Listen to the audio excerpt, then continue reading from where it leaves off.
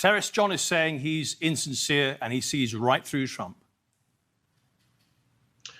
Wow, that's really unfortunate. I think the blue or the left sometimes gets a little nervous when conservatives, particularly, go into places that they believe they have a stronghold on. I think as Americans, I think we should be open to any former president coming to our neighborhoods, our communities, regardless of who they are.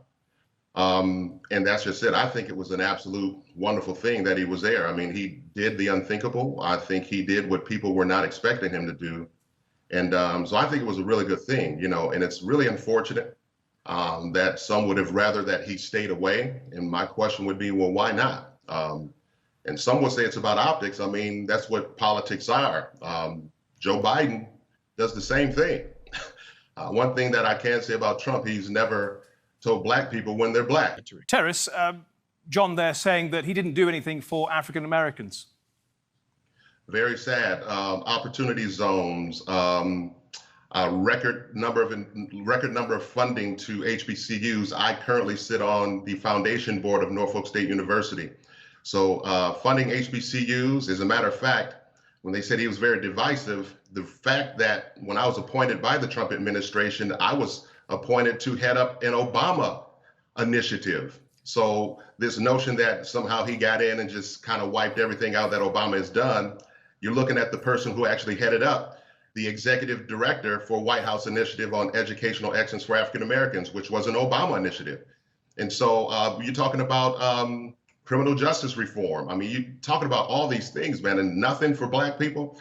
I disagree with that wholeheartedly. But again, he had the courage to go to the Bronx and meet the people where they are, which they were totally unexpecting for him to do so. And my brother was right. I mean, he didn't have to do that. Look at Chicago.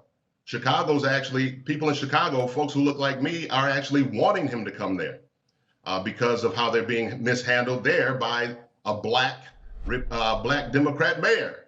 Okay, John. Who was actually doling out money for illegals to be in their community. So I don't know, man. I mean, he's released people from prison. Kwame Kilpatrick, former mayor of Detroit, who I met with personally. He didn't have to do that, but he did that. And so we could call it optics or whatever, but the fact is that he didn't have to do it, but he did it. Terris, when you hear prominent Democrat voices speaking like that to Trump supporters, how do you feel? Well, it's very sad. Again, that's just part of their blueprint. They attack anything that goes beyond the norm. Anyone who's willing to color outside the lines, that's who they attack. And unfortunately, people buy into that. But I think what's really great now is that people have awakened. They are living the reality every day. They know that with this current administration and the previous administration, it's a night and day kind of a thing. So regardless of what they try to say, they know that people that are living day-to-day life here in America, those people are living the truth. They are living witnesses of what their current reality is. And so they can say whatever they want, but at the end of the day, people have awakened and they realize that with this administration and the previous administration, it's a night and day situation and their lives were much better in the previous.